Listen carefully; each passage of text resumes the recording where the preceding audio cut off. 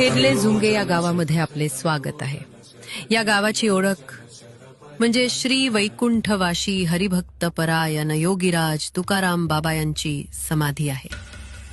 आणि हो, येथे अभय वरद श्री हनुमान यांची 111 फूट उंच मूर्ती आहे. चला तर मग बघू गोदावरीची तिरी वसलेले हे गाव कसे दिसते. शतयोजन शरधि नियोजन शर परिलंघन